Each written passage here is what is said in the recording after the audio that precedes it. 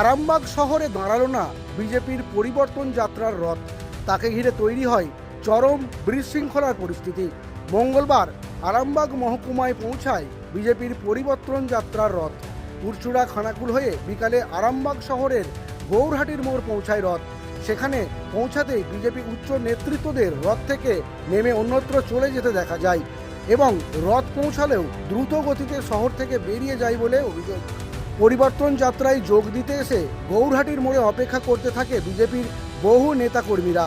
তাদের সাথে কোনো কর্মসূচি না করেই রথ বেরিয়ে যায় বলে খবর। এমনকি রথের পিছু পিছু হন্তদন্ত হয়ে ছুটতে দেখা যায় বিধায়ক সহ সাংগঠনিক জেলা সভাপতি এবং সদ্য বিজেপিতে আসা সন্তু পানকে। ঘটনাকে ঘিরে বিশৃঙ্খলার পরিবেশ তৈরি হয়।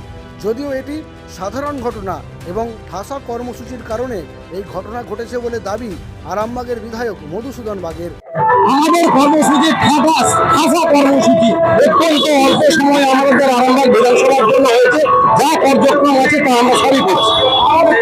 না না না, এটা বিশৃঙ্খলা নয়। আজকে সময়ের সঙ্গে তাল মিলিয়ে যাবার জন্য আমাকে ছুটতে হয়েছে।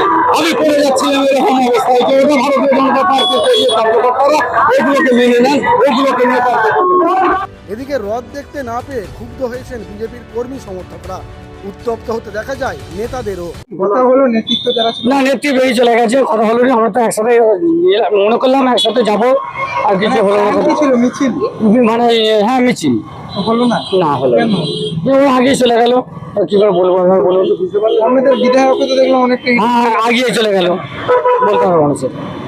মানে কি আপনারা সম্পূর্ণভাবে দেখতে পেলেন না? না, দেখেছিলাম বিধায়ক আসছে, আর আপনার ইয়ে এসেছিল মধুসূদন বাগ, সেও তো একটু পেট্রোল পাম্প থেকে চলে গেল কথা বলে। আক্ষেপ একটা মনের মধ্যে রয়ে গেল। হ্যাঁ, রয়ে গেল।